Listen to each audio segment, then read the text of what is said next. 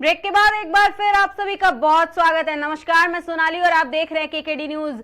चर्चा होगी चुनाव पर, क्योंकि सभी 5 राज्यों में चुनावी बिगुल बज चुका है और विधानसभा चुनाव आज से जारी हो गया है। मतदान की प्रक्रिया आज से शुरू हो गई है। छत्तीसगढ़ में पहले चरण का मतदान आज से शुरू हो गया, वहीं मिजोरम में आज मतदान शुरू हो गया और अभी तक के अगर मतदान प्रतिशत की बात करें तो छत्तीसगढ़ में कुल 9% तक अभी तक मतदान हुआ है। वहीं अगर बात करें मिजोरम की तो उसमें 31% तक मतदान हुआ है। बस देखना यह है कि आखिर छत्तीसगढ़ और मिजोरम की जनता किसको एक बार फिर से पसंद करेगी। अगर बात करें सभी 5 राज्यों में नतीजे की तो वो 3 दिसंबर को आएंगे। वहीं बता दें मध्य प्रदेश में 230 सीटों पर मतदान होना है और राजस्थान में 200 सीटों पर मतदान होना है। तेलंगाना में 119 सीटों पर मतदान होना है। वहीं छत्तीसगढ़ की बात करें तो 90 सीटों पर मतदान होना है, लेकिन आज पहले चरण का मतदान जारी है। वहीं 20 सीटों पर यह मतदान जारी है। मिजोरम में 40 विधानसभा सीटों पर मतदान जारी है। अब ये मिजोरम का कार्यकाल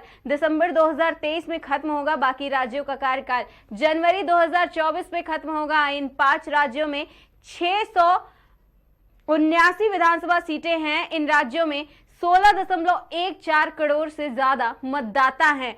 इनमें से 8.2% करोड़ मेल मतदाता हैं, वहीं 7.8 करोड़ फीमेल वोटर्स हैं। इन राज्यों में 60.2 लाख ऐसे वोटर्स हैं जो पहली बार वोट करेंगे और ये एक बड़ा आंकड़ा है। अब हमारे साथ हमारे मेहमान जुड़ गए हैं, अब उनसे चर्चा करते हैं कि ये जो चुनाव का दौर जारी है और उसके अलावा जो पार्टियां हैं, जो विपक्ष है, उसका वार पलटवार भी जारी है। सबसे पहले आप मेहमानों का बहुत बहुत स्वागत है। हमारा सबसे पहला सवाल बलवंत जी आपसे है।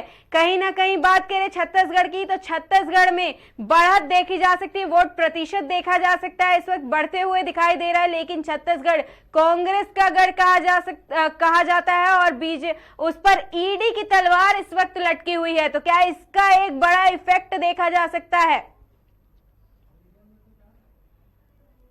जी बलवंत सोनाली जी। जी सोनाली जी, छत्तीसगढ़ परिवर्तन की बयार लेकर बैठा है। छत्तीसगढ़ का मतदाताओं ने मन बना लिया है। पुनः छत्तीसगढ़ में भारतीय जनता पार्टी की सरकार बनने जा रही है। आज वहां छत्तीसगढ़ में 20 सीटों पर मतदान है और कांग्रेस पूरी तरह से हताश की भूमिका में। कांग्रेस का 50% का भ्रष्टाचार मुख्य मुद्दा बना हुआ है। पूरी जनता त्रस्त है और छत्तीसगढ़ में पुनः भारतीय जनता पार्टी की सरकार बनने जा रही है।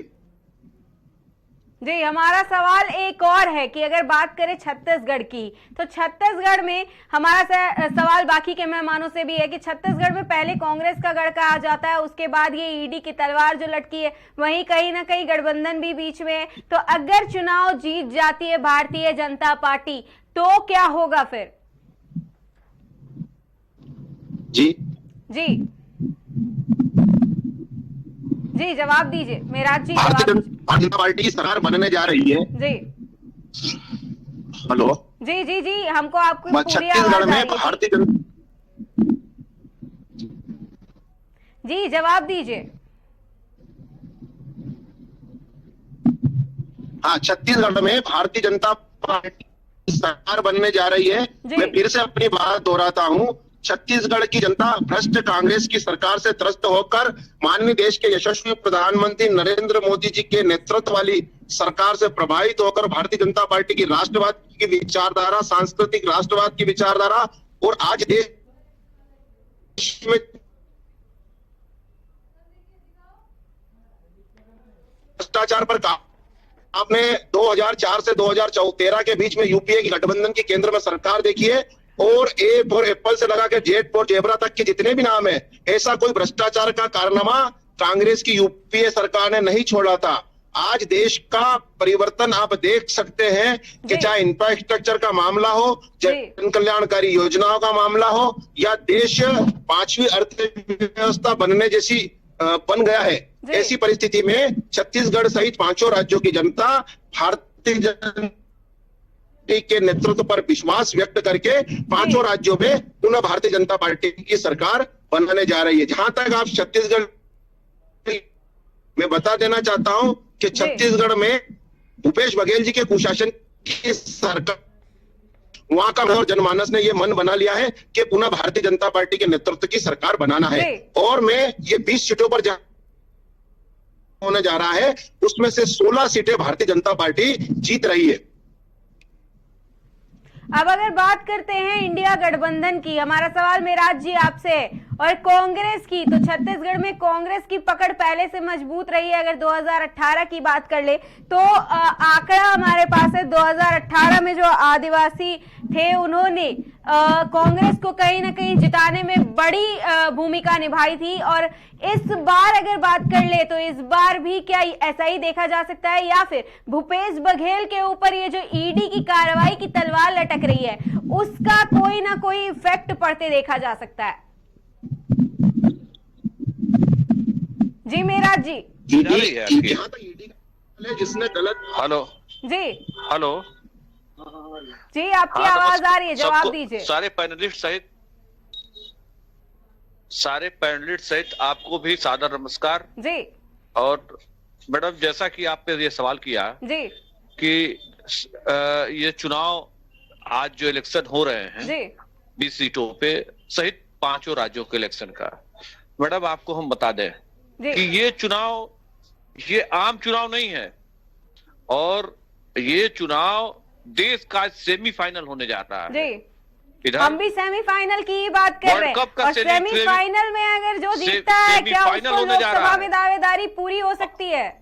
बस मैडम, अब हमको भी वक्त दे दें तो हम भी कुछ कर लें। जरूर बताइए। तो मैडम, मेरा कहना है कि ये चुनाव इलेक्शन सेमीफाइनल है जी। और मैडम दिसंबर में 3 दिसंबर को भारतीय जनता पार्टी जो आज बड़बोलेपन से बोल रही है, जिनका घमंड सर चढ़ के नाच रहा है, इंडिया गठबंधन पूरे 5 राज्यों में इलेक्शन नहीं होते हैं, तो आप इसी 3 दिसंबर को फिर आप इस मुद्दे पर डिबेट कर लीजिएगा। और आपको बताए, ये सेमीफाइनल में अगर ये न हारे तो इनका घमंड न चकनाचूर हो, जिस ये गुरूर में है, जिस गुरूर इनका न टूटे, तो आप कहिएगा। लेकिन मेराज जी हम इस बीच में आपको रोकना चाहेंगे। जी मेराज जी, ऐसा तो आप कह रहे हैं ना, आपके जो प्रमुख है अखिलेश यादव जी, वो थोड़ी इस बात को मान रहे हैं। सबसे बड़ा सवाल इस बीच एक आप ही ने खड़ा कर दिया, हमने ये सवाल नहीं किया था, ये सवाल आपने खड़ा किया है मेराज जी। आपके जो प्रमुख है अखिलेश यादव जी, वो जाते हैं और उसके बाद मध्य प्रदेश में आप लोग निर्दलीय खड़े हैं, मध्य प्रदेश में चुनाव लड़ रहे हैं। आप इंडिया गठबंधन और एकता की बात कर रहे हैं, विधानसभा चुनाव की बात कर रहे हैं और लोकसभा चुनाव की भी बात कर रहे हैं, लेकिन आपके सपा जो मध्य प्रदेश की बात करें तो वहां पर निर्दलीय खड़ी है, और वहां के लिए क्या कुछ बयान अखिलेश यादव जी ने दिया है ये सबने सुना है। और अखिलेश यादव ने किस तरह से बताया है कि कांग्रेस और भाजपा तो यही करती आई है, तो क्या इंडिया गठबंधन जिसे एकता की आप बात कर रहे हैं वो इस तरह की बयानबाजी करती है, अपने ही लोगों के ऊपर इस तरह के उल्टे सीधे आरोप लगाती है? अब आपको उत्तर देने देंगी, वक्त है तो? जी उत्तर दीजिए, आपके पास वक्त है। जी मैडम, अब बात सुनिए। इंडिया गठबंधन एक भारतीय लोकतांत्रिक प्रक्रिया के तहत एक सभी राजनीतिक दल और समान विचारधारा की पार्टियों ने एक आपसी गठबंधन के तहत गठबंधन किया है। सीट शेयरिंग ये सवाल नहीं है, सवाल आज ये है कि देश का आदिवासी कहाँ खड़ा है, देश का नौजवान कहाँ खड़ा है, देश की महिलाएं कहाँ खड़ी है, देश का गरीब कहाँ खड़ा है, देश का पिछड़ा कहाँ खड़ा है। आज सवाल इसका है, कौन सीटें कहाँ मिली, कौन सीटें ज्यादा मिली, कौन सीटें कम मिली, किसने क्या बयान दिया, ये सवाल नहीं है। सेमीफाइनल का इलेक्शन होने जा रहा है। जो ये भाजपा अपने घमंड में जो जनमत एक बार सत्ता पाने के बाद, 2 बार सत्ता पाने के बाद, ये जो उन्होंने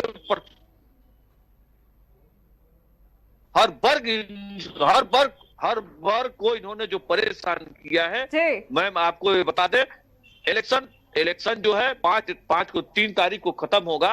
आप देख लीजिएगा, किसी का कहीं कोई अता पता नहीं चलेगा। और मैम एक शेर है, इसके पहले जो शख्स यहाँ तख्ते नशीं था, उसे भी अपने खुदा होने पे इतना ही यकीन था। तो जो शख्स जो इसके पहले जो ये शख्स तख्ते नसी था, उसे भी खुदा होने पे यकीन था। ये तो 3 दिसंबर को पता ही चल जाएगा मेरा जी। बिल्कुल, मैं आपको मिठाई के साथ धन्यवाद दूंगा कि आप जर्नलिस्ट, कुछ जर्नलिस्ट ऐसे बचे हैं कि जो लोकतंत्र की बात आप भी उठाते हैं। और रह गया सवाल ईडी का जो नंगा नाच इन लोगों ने खूब खेला है, और ईडी को जिस तरह सुनिए, बलवंत जी ये सारे आरोप सुनते रहिएगा क्योंकि इसका जवाब देने की बारी आ रही है। ईडी के डर से सारे लोगों को जब किसी कोई इलेक्शन आ जाता है, ईडी इनकी चली जाती है। आप जरा सा बता दीजिए कि कितने भाजपा नेताओं पे, आप गिनती करके जरा हमको गिनती 2-4 की बस बता दीजिए, उंगली पे गिनवा दीजिए कितने लोगों का ईडी और ईडी का सम्मान आया है। तो जिसने घोटाले किए होंगे, जिसने गलत काम किया होगा, ईडी कार्रवाई उसके ऊपर करेगी। ईडी किसी के पक्ष में या ईडी किसी के अंडर में थोड़ी काम करती है मेराज जी, ईडी किसी के अंडर में काम करती है। बलवंत जी जवाब दीजिए। मेरी बात सुनिए, आप निवेदन पूर्वक मैं चाहता हूं कि 2-3 नाम ऐसे बता दीजिए जो गैर भाजपा के लोग हों। एक आध नाम तो याद होगा ना। तो ये तो कार्रवाई तो आप, ये तो सवाल तो आप भाजपा के ऊपर भी नहीं, उल्टा ईडी के ऊपर उठा रहे हैं ना। वो वॉशिंग मशीन में जो नहा लिया सारे पाप धुल गए मैडम। वो वॉशिंग मशीन में जो कोई नहा लिया उसके सारे पाप कट गए। गंगा न नहाइए आप। भाजपा का जो है, आप भाजपा का सर्टिफिकेट ले लीजिए, आप वहां सब मामले से तृप्त हो जाएंगे मैम। और ये आने दीजिए 3 बलवंत जी जवाब दीजिए। इतने सारे आरोप आपके सुने, इतने सारे आरोप आप इसका जवाब देने का टाइम आया, जवाब दीजिए। क्या हो घोटाला किया हो? 3 दिसंबर को हम लोगों का फाइनल हो जाएगा, है ना? और पूरे हिंदुस्तान से कैसे ये मेरे को बोलने दे तो बोलूं मैं। नहीं आप मेराज जी, अब हम बलवंत जी से भी सुन लेते हैं। आपने आरोप लगाया, अब आरोपों के सवाल पूछा है तो जवाब देने दीजिए। जवाब सुनिए आप, बलवंत जी जवाब दीजिए। बिल्कुल जी मैम, ईडी उन पर कार्रवाई करती है जिन्होंने भ्रष्टाचार और घोटाला किया है जी। ऐसे किसी सामान्य व्यक्ति को परेशान करने का काम किसी एजेंसी का नहीं होता है। और मैं सम्मानित मेरे साथ डिबेट में बैठे कांग्रेसी दोस्त को बता देना चाहता हूं कि 2004 से 2013 की वही यूपीए मनमोहन सिंह की सरकार में जी इनके गठबंधन के लोगों ने, गिनती आप पेन से नहीं लिख सकते, 76 लाख करोड़ रुपए का घोटाला का एक इतिहास रचने का काम किया है। तो ये कांग्रेस के लोग वही है, इन्हीं के गठबंधन के लोग थे जिन्होंने भ्रष्टाचार के नित्य नए आयाम लिखे। जैसे कि मैंने कहा, A4 अल्फाबेट के A4 एप्पल से लगाकर Z4 जेबरा तक ऐसा कोई नहीं बचता है जहां कांग्रेस की गठबंधन में 2004 से 2013 की यूपीए गठबंधन की केंद्र की मनमोहन सिंह की सरकार में इनकी संयुक्त प्रगतिशील गठबंधन सरकार की मुखिया सोनिया गांधी के आंख के 10 जनपद के नीचे पूरे देश को लूटने का काम किया है। और देश की जनता ने 2014 से देश के यशस्वी प्रधानमंत्री, इस देश के श्रीमान नरेंद्र मोदी जी को सिंहासन पर बिठाया है। उसके बाद इस देश की और प्रदेशों की स्थिति आप स्वयं देख सकते हैं। मेराज जी ने एक और सवाल पूछा, बलवंत जी, मेराज जी ने एक और सवाल पूछा कि जो आदिवासी क्षेत्र है, आदिवासी लोग हैं, वो कहीं ना कहीं कांग्रेस की सरकार को ज्यादा पसंद करते हैं। जी बलवंत जी जवाब दीजिए। कांग्रेस ने 70 वर्षों से आदिवासी भाइयों बहनों का उपयोग करने के अलावा कुछ नहीं किया।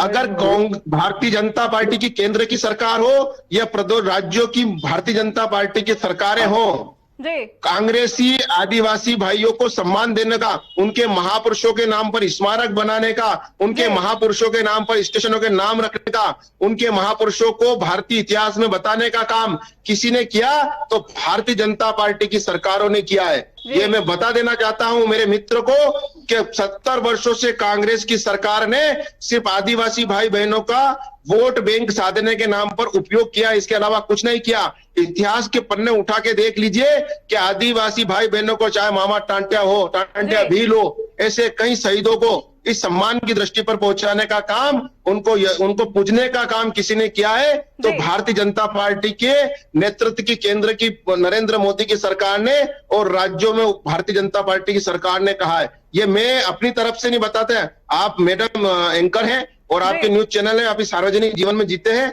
आपको इस चीज का आकलन स्वयं को करना पड़ेगा। जी, हमारा सवाल अब दिनेश जी, आपने सारी बातें सुनी बलवंत जी की, अब हमारा सवाल एक आपसे है कि छत्तीसगढ़ में कहीं ना कहीं कांग्रेस का गढ़ कहा जाता है और कांग्रेस का बोलबाला ज्यादा देखा जाता है, लेकिन अगर बात करें प्रधानमंत्री नरेंद्र मोदी की तो उनका आज एक बयान आया है। उन्होंने कहा कि छत्तीसगढ़ को उन्होंने बनाया है, भारतीय जनता पार्टी ने बनाया है और वही भारतीय जनता पार्टी आज छत्तीसगढ़ को संवारने का काम करेगी। जी दिनेश जी।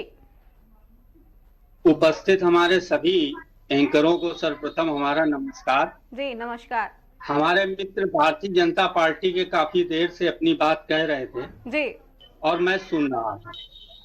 अब मैं कह रहा हूँ, कृपया बीच में वो डिस्टर्ब ना करें। जी जी, आप बताइए, कोई डिस्टर्ब नहीं हो।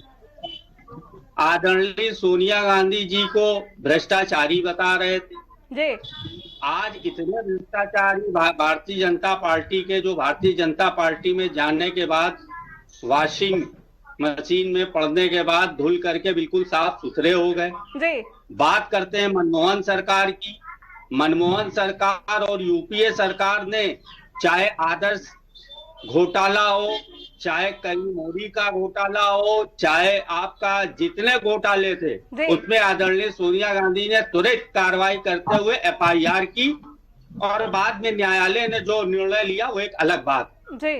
आप बात करते हैं भ्रष्टाचार की, आपने नमामि गंगे के नाम से कितना भ्रष्टाचार किया। आज देश का सबसे बड़ा भ्रष्टाचार व्यापम घोटाला, क्या उनसे आपने कभी ईडी बैठा ली? क्या उसकी कभी जांच कराई आदरणीय नरेंद्र मोदी जी ने? क्या बात करते हैं आप लोग? आज आप बात महंगाई पे नहीं करते हैं, आज आप बात बेरोजगारी पे नहीं करते हैं, आज आप बात युवाओं की नौकरी पे नहीं करते हैं। क्यों नहीं करते हैं? क्योंकि आप जनता को कर रहे हैं, क्योंकि आपने ना इतने दिनों में नौजवानों को रोजगार दिया। महंगाई का आलम ये है कि आम जनता त्रस्त है और देश को बेचने का जो काम किया आपने वो तो बड़ा ही सराहनीय किया। उसके लिए तो मैं आपके आदरणीय प्रधानमंत्री जी और आपको धन्यवाद देना चाहता हूँ। जिस तरीके से निजीकरण आपने किया है देश की सरकारी कंपनियों का, निश्चित रूप से आज भारत के युवा से मैं इस चैनल के माध्यम से आह्वान करता हूँ उन युवाओं से कि आगे आने वाले समय में आपको देश की एक और आजादी की लड़ाई लड़नी पड़ेगी, क्योंकि जितनी ही आपने निजीकरण दूसरों के नाम पे ये निजीकरण पे जो कंपनियां हुई है, निश्चित रूप से इसके लिए आजादी की लड़ाई और लड़नी पड़ेगी। बलवंत जी, आपने सारी बातें सुनी है। जो गठबंधन बात कर रही है, सपा की बात कर ले, कांग्रेस की बात कर ले, तो एक गठबंधन की बात भी की जा रही है इस बीच में, और कांग्रेस अपनी बात जो कर रही है वो अलग कर रही है। लेकिन गठबंधन पर ही एक सवाल कर लेते हैं कि गठबंधन में देखा गया इतना उथल पुथल देखा गया, चुनाव से पहले विधानसभा चुनाव को लेकर के भी इतना उथल पुथल देखा गया, और आज कांग्रेस और सपा मिलकर के गठबंधन की बात कर रही है। फिर वहीं दूसरी तरफ अगर बात कर ले तो अखिलेश यादव रोज नए नए बयान दिया करते हैं, कांग्रेस और भाजपा मिलकर के काम कर रही है, वो ऐसा रोज लगभग अपने बयान में ऐसा इस बात को कह देते हैं। तो गठबंधन में खुद ही एकता नजर नहीं आ रही है, फिर भी गठबंधन कहीं ना कहीं खुद को साथ में लेकर के चल रहा है। क्या ये गठबंधन सच में लोकसभा तक जा पाएगा और लोकसभा की कुर्सी तक जा पाएगा? देखिए मैडम, निश्चित रूप से गठबंधन हमारा लोकसभा के लिए था और है, लेकिन साथ ही विधानसभा में भी। हेलो जी जी, आवाज आ रही है, बताइए।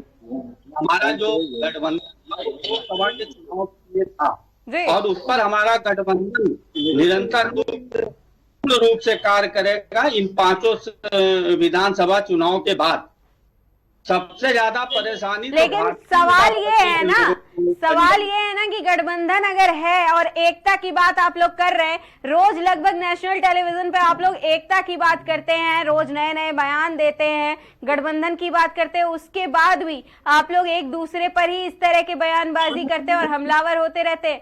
अखिलेश यादव, सपा प्रमुख अखिलेश यादव रोज नए नए बयान देते हैं और कांग्रेस की टांग खींचते रहते हैं। ये किस तरह का गठबंधन है? सवाल तो यही है ना, बलवंत जी जवाब दीजिए। मैडम जहाँ मन ही नहीं मिले हुए वहाँ गठबंधन कैसा? अखिलेश यादव इनके गठबंधन के हिस्से थे।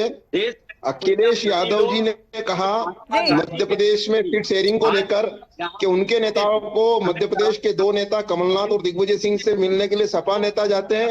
सपा नेता के साथ बड़ी ब्रेकिंग सामने आ रही है, हम आप सभी को रोकना चाहेंगे। इस वक्त की बड़ी ब्रेकिंग, 1 बजे तक मिजोरम में रिकॉर्ड तोड़ मतदान, 51% पहुंचा आंकड़ा। छत्तीसगढ़ में करीब 45% वोटिंग और इस बार की ये वोटिंग दर को बढ़ते देखा जा सकता है। 1 बजे तक मिजोरम में रिकॉर्ड तोड़ मतदान हुए, वहीं 31% ये आंकड़ा पहुंच गया और छत्तीसगढ़ में करीब 45% मतदान हो चुका है। अगर बात करें 11 बजे तक की, तो 11 बजे तक ये मतदान का आंकड़ा जो था वो 9% था और अब पहुंचकर 45% हो गया है। और मिजोरम की बात करें तो मिजोरम का भी आंकड़ा बढ़ते देखा जा सकता है और रिकॉर्ड तोड़ देखा जा सकता है, क्योंकि 51% पर पहुंच चुका है और 11 बजे तक ये केवल 31% पर था। तो ये इस वक्त की बड़ी ब्रेकिंग सामने आ रही है। जी हाँ,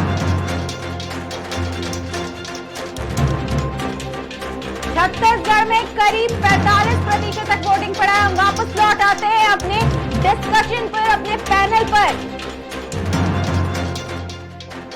जी बलवंत जी कंटिन्यू करिए। अगर मतदान की बात करें तो 45% तक वोटिंग हो चुकी है अभी तक छत्तीसगढ़ में। ये छत्तीसगढ़ की जनता ने जो दोपहर 1 बजे तक 45% मतदान बढ़ चढ़कर किया, ये उसी बात का परिणाम है कि छत्तीसगढ़ सहित 5 राज्यों में 3 दिसंबर को पूरा जनमानस 5 राज्यों में दिवाली, पुनः एक दिवाली तो 12 नवंबर को मनाएगा, एक दिवाली 3 दिसंबर को मनाएगा और तीसरी दिवाली इस देश की जनता इस राम राज्य की सरकार में 22 जनवरी को भगवान श्री राम के मंदिर के लोकार्पण के साथ तीनों दिवाली इस प्रकार से मनाने जा रहा है।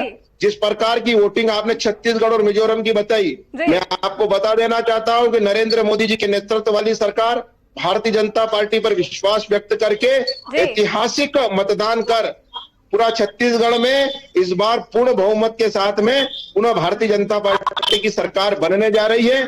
जहां तक आपका प्रश्न था गठबंधन को लेकर, कांग्रेस और उसके गठबंधन के साथियों का मन ही नहीं मिले हुए। ऐसे में गठबंधन का क्या सवाल?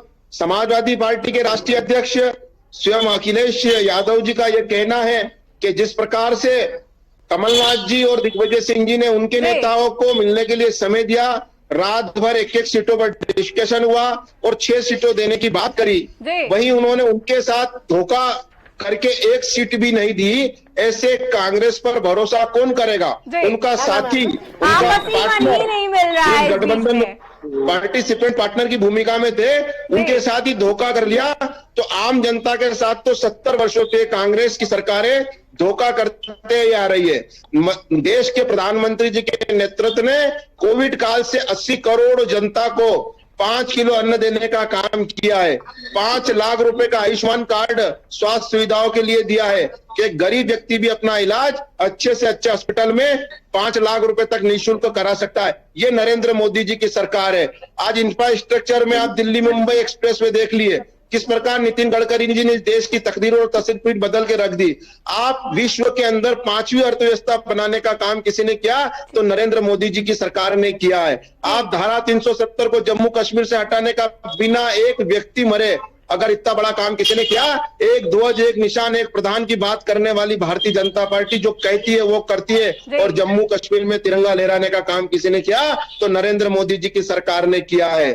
आज देश का आम जनमानस जिस सम्मान की दृष्टि से आप यूएसए जैसे संयुक्त राष्ट्र अमेरिका में जाते हैं तो वहां के राष्ट्राध्यक्ष अभिवादन करके आते हैं। वहां का सीनेट जो हमारे सांसद होते हैं, उस संसद के अंदर लगातार 48 बार तालियों की गुनगुनाहट किसी के नाम पर होती है तो नरेंद्र मोदी जी के संबोधन में होती है। तब इस भारतवर्ष के 140 रोकना चाहेंगे जगदलपुर से इस वक्त की एक और बड़ी ब्रेकिंग सामने आ रही है। छत्तीसगढ़ में चुनावी दौर जारी है, वहीं मिजोरम में भी चुनावी दौर जारी है। इस वक्त छत्तीसगढ़ से इस वक्त की बड़ी ब्रेकिंग आ रही है। चित्रकूट विधानसभा के ग्राम पंचायत बड़े आरापुर ग्राम पंचायत में रायकोट में भी 50% वोटिंग हो चुकी है। ग्राम पंचायत के सरपंचों ने कहा कि सीनियर सिटीजन को लाने ले जाने की व्यवस्था की गई है। जी हाँ, ये इस वक्त की बड़ी ब्रेकिंग है। तो बात करें चित्रकूट विधानसभा की ग्राम पंचायत की तो वहां पर बड़े आरापुर ग्राम पंचायत में रायकोट में भी 50% तक मतदान हो चुका है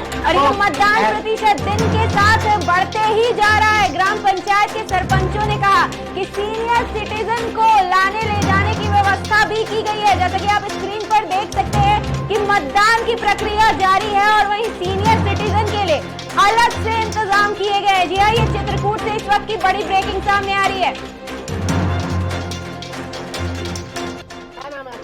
हनीराम कश्यप। अच्छा, आप किस ग्राम पंचायत से आते हैं? बड़े पाराकोट। आप क्या किस पद पे हैं? सरपंच। आप यहाँ के सरपंच? हाँ। अच्छा, अभी तक कितना % वोटिंग हो चुका है? अभी में परसेंट तो नहीं बता सकते। महिला में 80 वोट, पुरुष में 100 वोट। अच्छा, 100% पुरुषों में हो गया है। हाँ। और महिलाओं में? महिला में 80। अच्छा, बुजुर्ग और युवाओं के लिए आपने क्या व्यवस्था किया वहाँ पर? मतलब बुजुर्ग और लेडीज लोग अलग से कोई व्यवस्था है? बुजुर्ग के लिए कोई रिक्शा वाला है जो चल नहीं सकते हैं, उसको ले जा रहे हैं, जो पहले वोटिंग करवा रहे हैं। हाँ।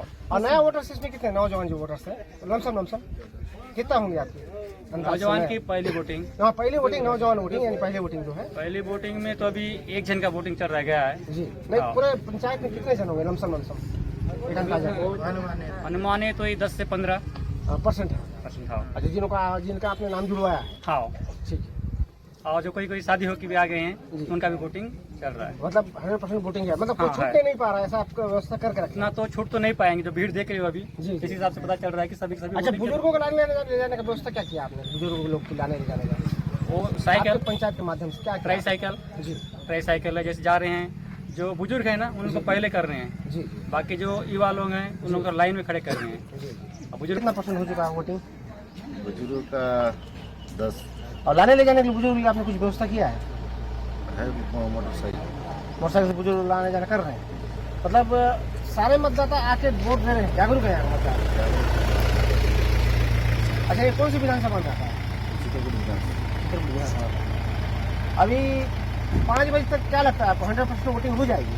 100% नहीं होने की 90%। अच्छा, पूरे गांव की वोटिंग पूरे हो जाएगी? हो जाएगी। अच्छा, जो 18 के बाद जो नया वोटर्स है वो यहाँ पर कितने % में है?